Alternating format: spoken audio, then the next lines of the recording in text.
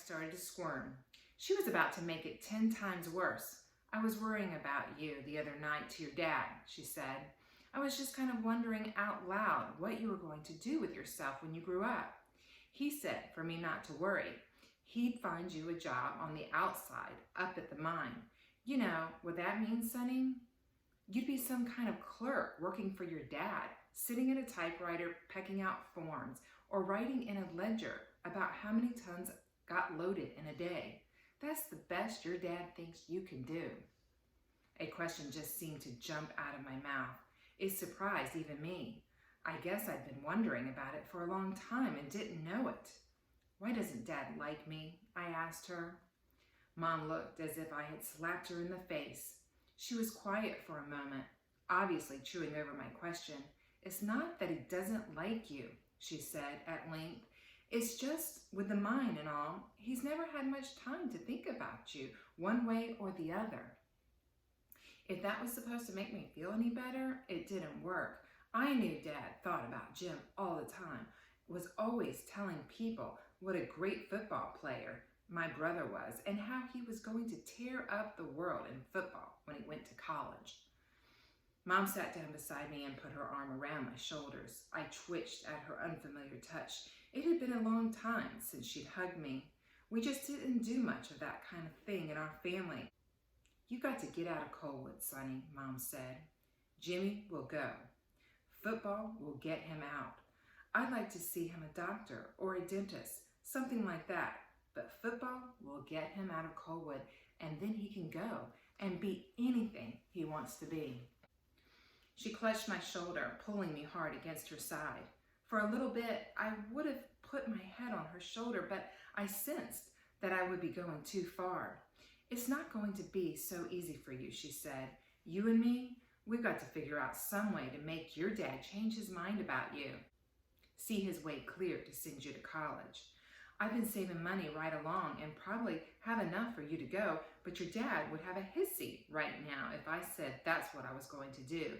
Say it's a waste of good money. He's got it in his head you're going to stay around here, have some little job at the mine." "I'd like to go to college, sure," I began. "Well, you better," she snapped, cutting me off. She dropped her arm off my shoulder. I felt suddenly chilled without it. "Coalwood's going to die," she announced, deader than a hammer. Man, she had lost me with that one.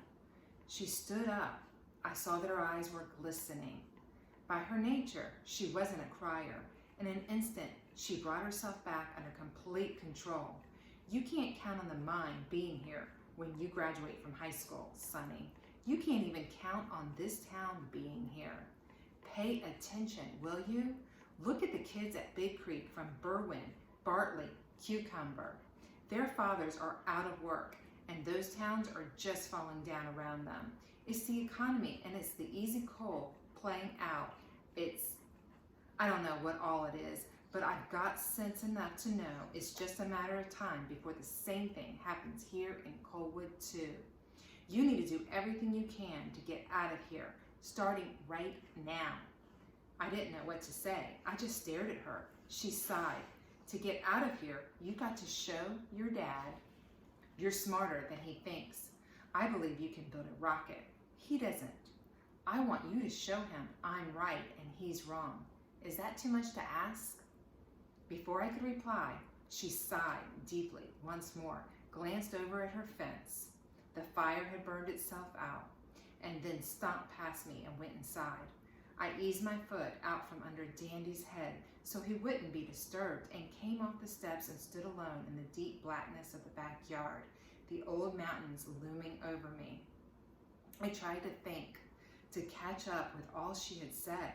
Dandy got up and sidled over to me and licked my hand. He was a good old dog. Poteet had stopped chasing bats and was asleep under the apple tree.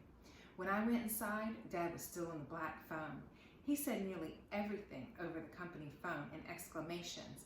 "Get number 4 back online. I mean now." Number 4 was undoubtedly one of the huge ventilators on the surface that forced air through the mine. Whoever was on the other end apparently wasn't giving him the response he wanted. I'm leaving the house right now, and it better be going by the time I get there. He slammed the receiver down. I watched him throw open the hall closet, snatch his jacket and hat. He rushed past me without a glance, just as if I didn't exist, and went out the back door. I heard the gate unlatch and close, and he was gone into the night.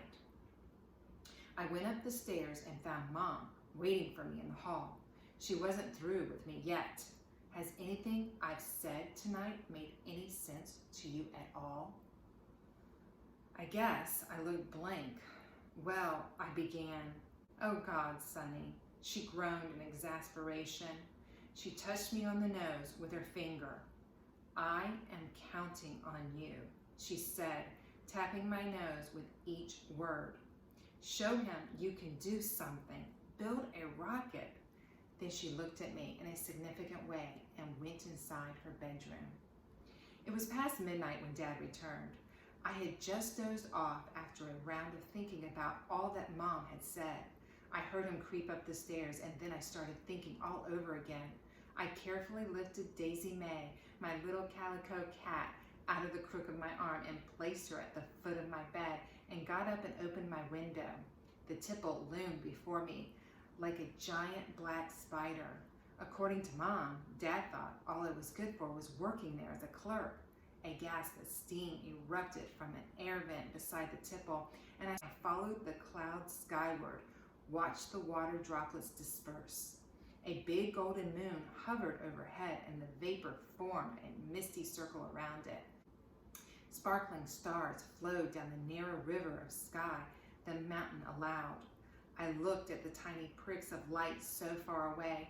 I didn't know one star from the other, didn't know much of anything about the reality of space.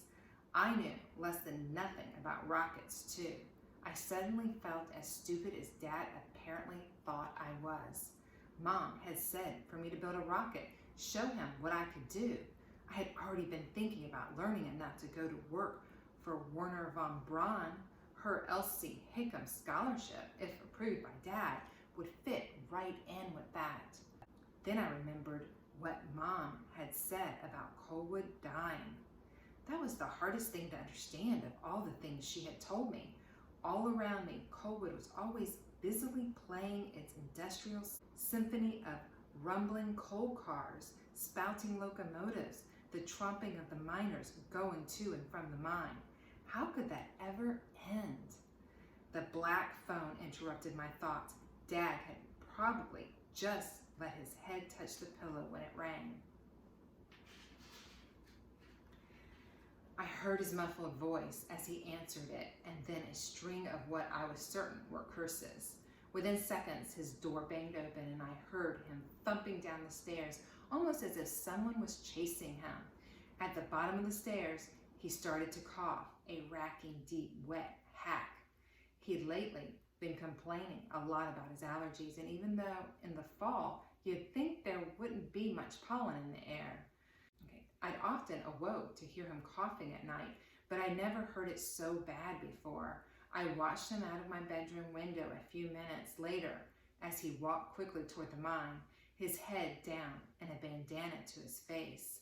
He stopped once and bent nearly doubled, a great spasm rocking him. Those allergies were really getting to him, I thought. He straightened and hurried on.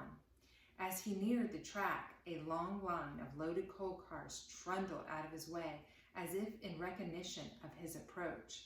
As soon as he hopped the rails and disappeared up the path, the cars moved back to block my view. Mom's bedroom was beside mine, and I heard her pull her window shade down. She'd been watching him too.